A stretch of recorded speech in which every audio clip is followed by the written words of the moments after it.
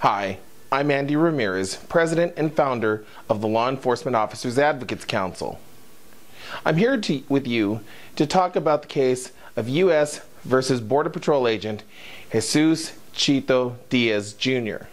Agent Diaz was prosecuted for doing his job along the U.S.-Mexico border for an incident that occurred October 16, 2008. The prosecutor's office was none other than that of infamous U.S. Attorney Johnny Sutton. You'll recall that former U.S. Attorney Sutton was involved in a number of questionable prosecutions against Border Patrol agents and law enforcement, including Border Patrol Agent Gary Brugman, Ramos and Compian, Noe Alaman, Deputy Sheriff Gilmer Hernandez, and others.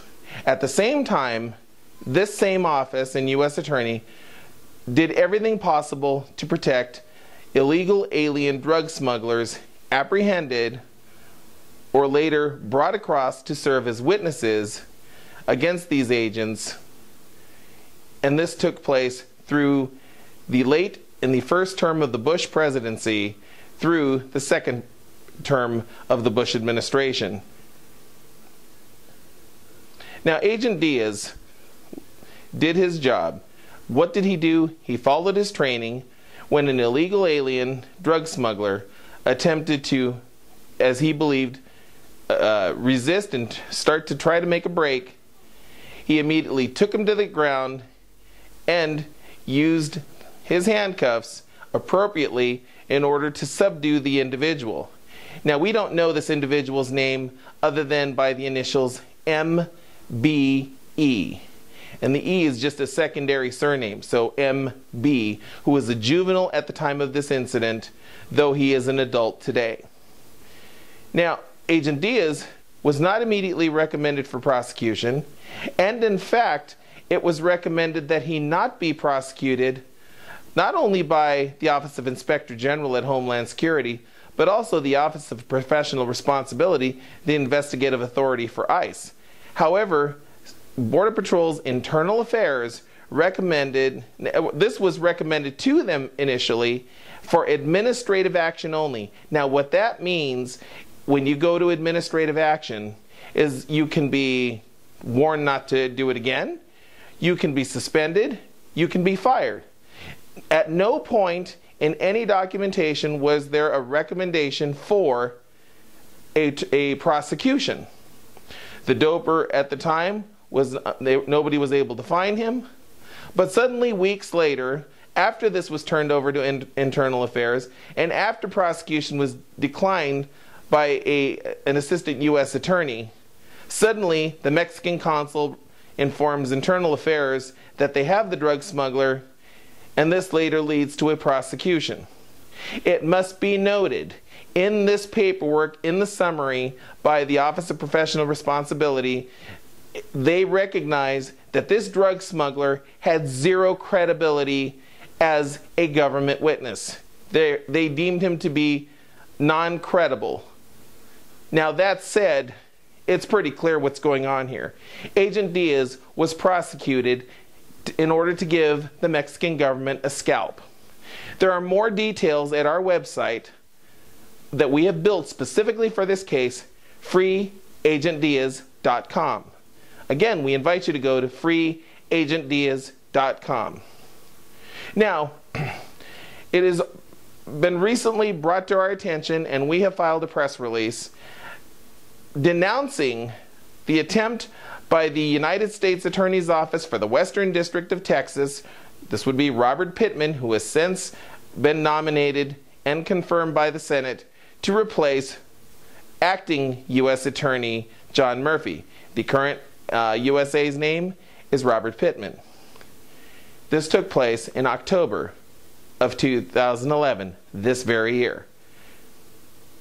What they have filed is an order of protection by the court so that no further documents from the discovery be used to bring light to the public and the court of public opinion as to misdeeds or misconduct that we believe has taken place on the part of the United States government.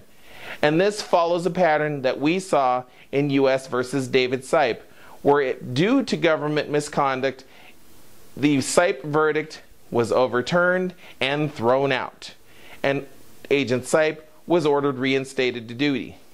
We are seeing a number of patterns that are being repeated in Chito's case. Now, you're probably wondering, how can you help?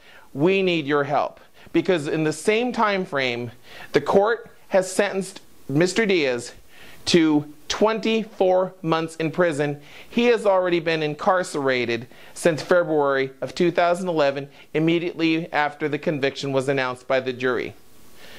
Here is where we need your help. The court imposed sentence of $6,780, which our organization is attempting to raise the funds to meet that, because this should not fall on the Diaz family. This is outrageous.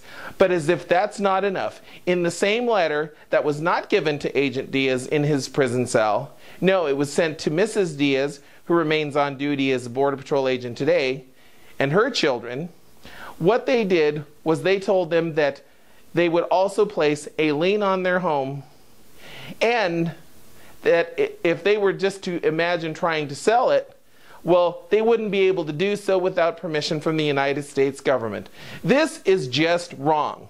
Thank you to Congressman Hunter, who stepped in and has already written a number of letters to the Justice Department addressing some of these issues, including the prosecution, and calling for answers from Attorney General Holder.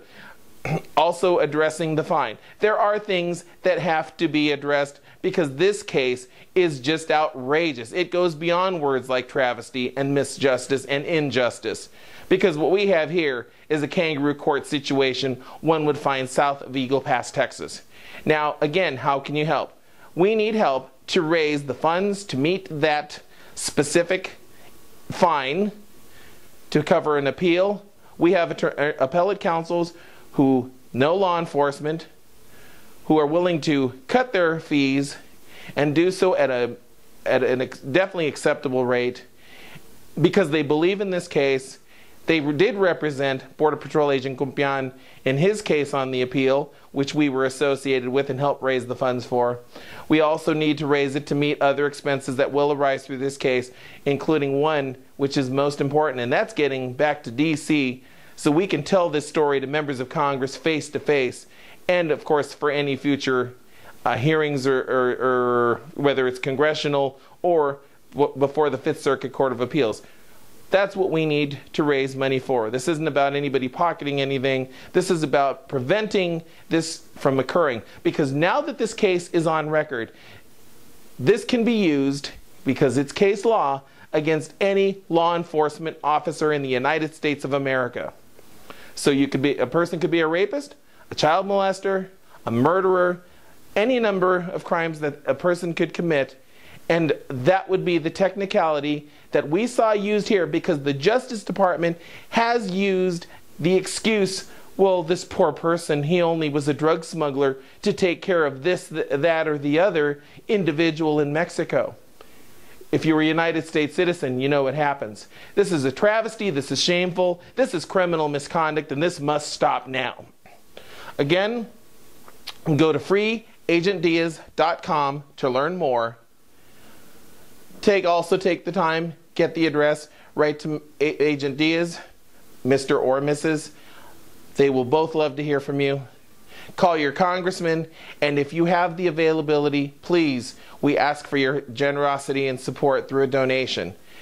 We will provide a gift receipt so that you can file this with your income taxes next year, as all donations to our organization are eligible for a 100% write-off. But this isn't about money. This is about doing the right thing and putting a stop to this pattern of abuse and misconduct from the Obama administration and the Justice Department, and it's in that department that they have actually even gone further than the Bush administration ever did.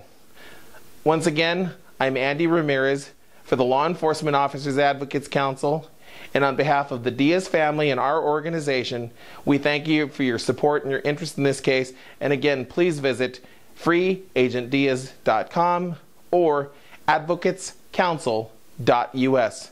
Thank you, and God bless.